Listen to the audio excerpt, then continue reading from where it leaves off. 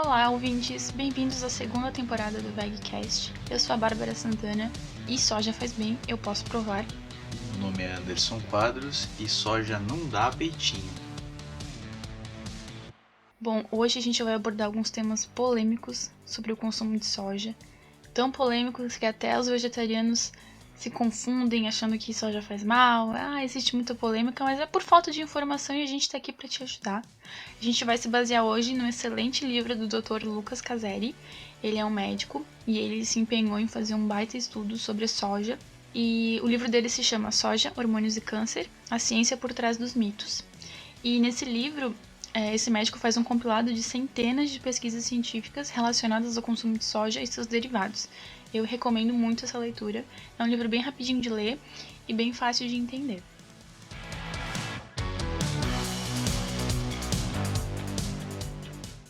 A soja é um alimento milenar, pertence à família das leguminosas. Não é um legume, sim um feijão. A gente aborda um pouquinho isso no episódio de proteínas. Uma das maiores famílias botânicas do mundo.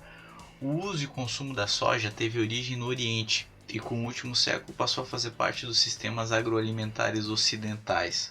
A soja é um alimento altamente nutritivo e dentre as leguminosas, que são as que contêm maior fonte de proteína, contém o maior teor de proteína, além de ser considerável fonte de cálcio, ferro, zinco, magnésio e vitaminas do complexo B. Também é uma excelente fonte de fibras alimentares. Segundo dados da FAO, que é a Organização das Nações Unidas para a Alimentação e Agricultura, tipo a ONU dos alimentos, 1/3 de todas as terras aráveis do planeta é utilizado para o plantio de forragem, pasto, e grãos para alimentação de animais para consumo. Ou seja, 1/3 de todas as terras que a gente pode usar no planeta para produzir alimento, a gente utiliza tanto para produzir grãos para os animais de abate, quanto para o pasto para eles, Mas no Brasil esse número pode ainda ser maior, visto que somos o maior exportador de carnes de todo o planeta. Até recentemente eu tinha visto um podcast onde o CEO da Minerva, que é uma grande indústria de carne, estava falando. O Brasil é o maior, um dos maiores países que faz abre aspas, fabricação de gado de pasto aberto.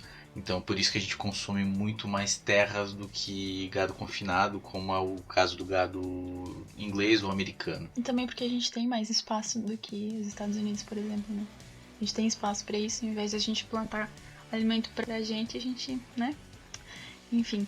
Nós produzimos grãos, como a soja e também o milho, principalmente para alimentar os animais de consumo. Cerca de 49% da soja que é produzida aqui é utilizada como ração para os animais da pecuária intensiva e 44% é exportada. Então, somente 7% da soja que é produzida aqui é diretamente utilizada para alimentação, sendo que grande parte desses 7% vai ser utilizada para fabricar óleo de soja. Para fazer tua batata frita, hein?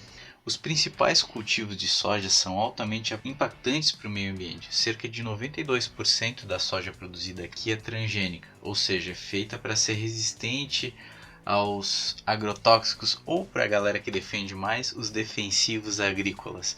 Só o sistema de monocultura em si já é prejudicial, pois ela causa um desequilíbrio no nosso ecossistema. Para finalizar essa introdução, vamos refletir um pouquinho sobre um ponto importante. Se hoje somente 7% da soja que é produzida aqui no Brasil é utilizada diretamente para o nosso consumo, e o restante 93% de toda a produção do país é destinada à ração de animais mantidos em confinamento aqui e fora do Brasil, conseguem compreender que os animais estão sendo intermediadores dessa proteína? A proteína animal que as pessoas comem, na verdade, provém da soja e do milho, Aquela mistura de leguminosa com cereal. É um sistema totalmente ineficiente e insustentável. Nós plantamos os grãos para que os animais comam e devolver para a gente, em termos calóricos, uma quantidade muito inferior à que eles consomem. Se a gente alimentasse a população diretamente com a soja e o milho para suprir o aporte proteico necessário, a gente não ia precisar de tanto espaço de terra para produzir tantos grãos e possivelmente essa questão de alimentos transgênicos nem seria mais necessária.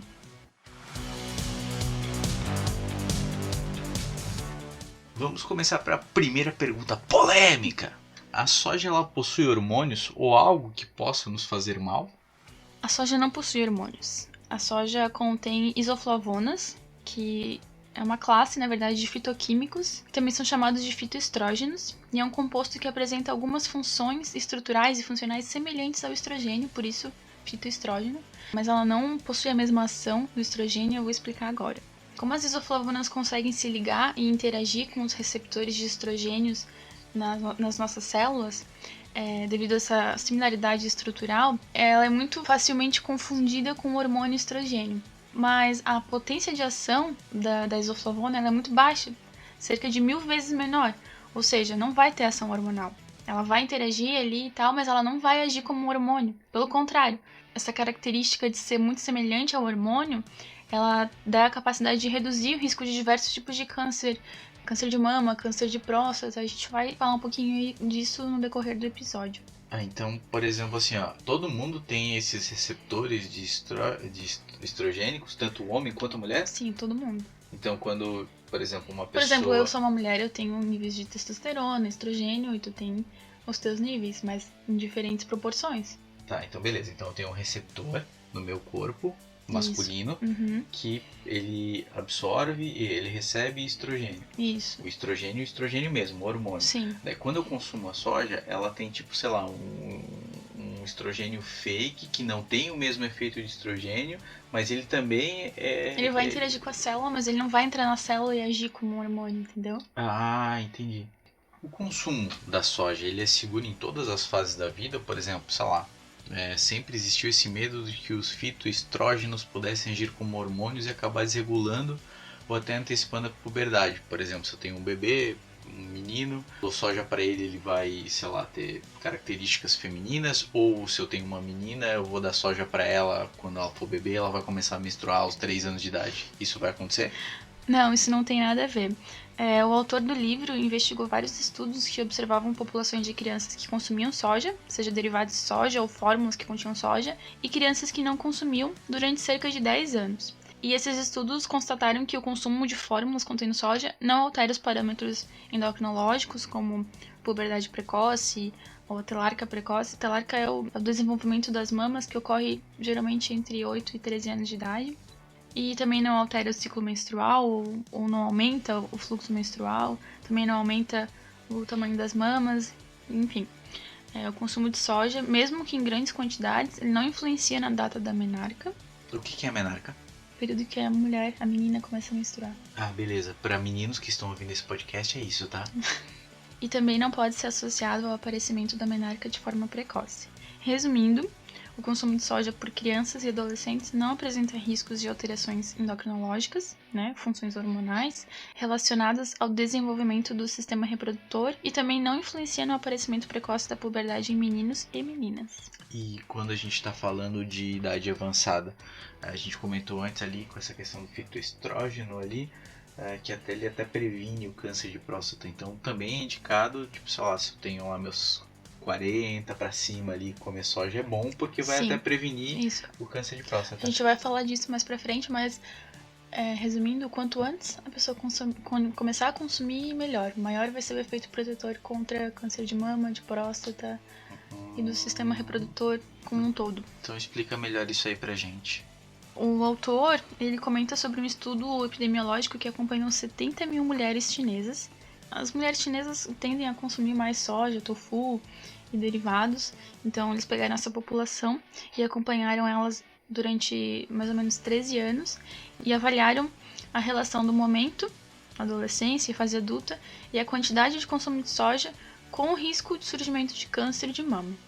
E o resultado foi que a alta quantidade de consumo durante a adolescência e a vida adulta reduziram em 47% o risco.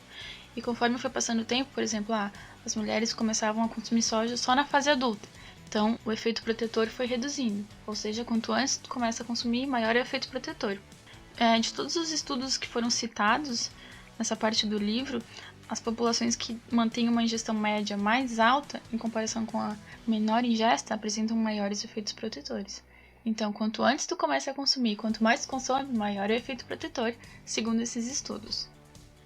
Só para deixar claro aqui, no livro A cada capítulo que ele menciona, ele coloca no final do capítulo todas as referências científicas que ele usou. Então, se você tem alguma dúvida, pode pegar o livro e pesquisa que vai estar tudo certinho ali. Esses dados não foram tirados do além, eles são embasados cientificamente. Ah, legal. Então, peraí. No pior cenário, não tem influência negativa nenhuma eu comer soja. E no melhor cenário, eu tenho uma redução expressiva do risco de desenvolver câncer de mama, próstata, até outros tipos de câncer. Isso, exatamente. Então, por si só, a gente já pode afirmar que a soja ajuda a promover saúde e prevenir doenças. Então não comer soja é burrice. É falta de informação, na verdade, né? O mais engraçado é que a gente come. A gente, né? As pessoas que comem carne, elas comem soja o tempo todo sem saber. Indiretamente. Porque o animal que você come consome soja, e a soja ela tá presente na mistura de vários alimentos, como a salsicha que a galera come. É uma experiência sensacional. Tu lê os ingredientes de uma salsicha, independente não entende de nada, marca. né? Porque tem tanta coisa ali que não faz sentido. Pode ter tudo, cara. Pode ter o rim do boi, o rim do porco, tá tudo misturado, mas pra dar liga nessa gororoba, o pessoal usa soja. E assim, a soja que a gente consome, né, que as pessoas consomem, não é a soja transgênica. Geralmente a soja orgânica, o tofu é orgânico, porque os elementos transgênicos, eles são utilizados na sua maioria para produzir ração.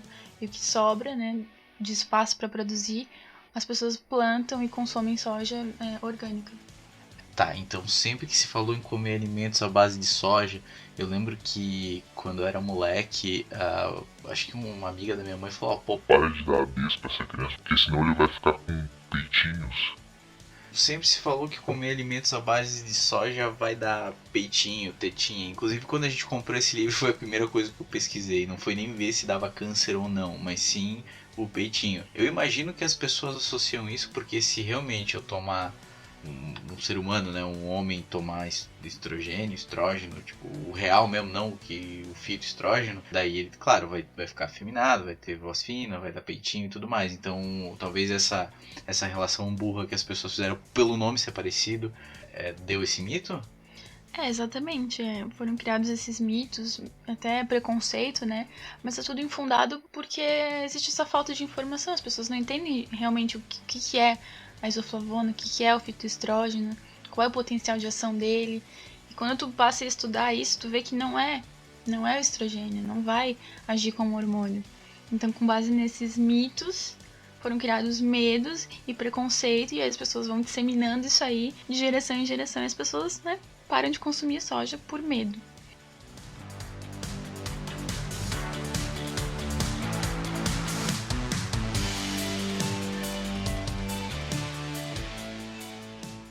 Após analisar diversos estudos sobre o consumo de soja e hormônios masculinos, o autor chegou à conclusão de que o consumo de soja não influencia na saúde hormonal, não reduz o nível de testosterona ou eleva o estrogênio e também não interfere na fertilidade masculina. Existem evidências robustas de que consumir soja é clinicamente seguro. Inclusive, o consumo das isoflavonas exerce potencial redução na incidência de câncer de próstata, que é o segundo tipo de câncer mais comum em homens. Bom, se você ainda está com alguma dúvida ou se você não está convencido de que o consumo de soja e seus derivados é seguro, eu sugiro muito que você leia esse livro do Dr. Lucas Caseri. É uma excelente obra e traz muitas evidências científicas de que o consumo de soja é seguro. E assim, quando a gente fala que é seguro, não é só tipo, pode comer que nada de mal vai te acontecer. É muito pelo contrário, coisas positivas acontecem, porque a soja ela é um alimento riquíssimo e muito versátil com relação a sabor. Então a gente, por exemplo, tem não só a soja, não só o grão, né, mas também a proteína de soja, que proteína texturizada? Proteína texturizada de soja que é utilizada largamente para a produção de alimentos, os próprios leites de soja, né? Bebida vegetal. Bebida vegetal, não é leite, né? Ninguém ordenha um grão de soja. O tofu, que a gente consome bastante, então acho que não é um estudo, não é nada, mas assim, a gente normalmente associa os povos orientais, né, com povos que normalmente vão até a umidade avançada, mesmo em épocas onde existiam a medicina não era tão evoluída e tudo mais, e lá o consumo de soja, de tofu, por exemplo, é bem amplo, né? Então, assim, a gente, se não existe nenhum nenhum impedimento, que você pode ter alergia, você pode ter alguma restrição à soja, ok. Mas se você não tem nenhuma restrição alimentar à soja, consuma soja.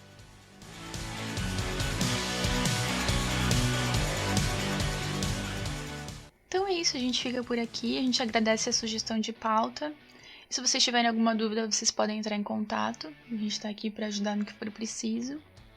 Valeu, pessoal, muito obrigado pelo contato. Como a Bárbara falou, se tiver qualquer dúvida relacionada ao assunto que a gente não conseguiu explicar nesse episódio, manda pra gente, manda no inbox, manda por e-mail, cartas@vegcast.com.br, que daí a gente vai estar, com certeza a gente vai estudar, vai trazer para cá a resposta mais precisa possível. Não esqueçam de compartilhar esse podcast, de seguir a gente em todos os agregadores, Spotify, Deezer, Apple Podcasts, Google Podcasts, YouTube, a gente tá em tudo, cara. Valeu, pessoal, muito obrigado. Um abraço, até o próximo episódio. Tchau, até a próxima. A soja possui hormônicos? Ei?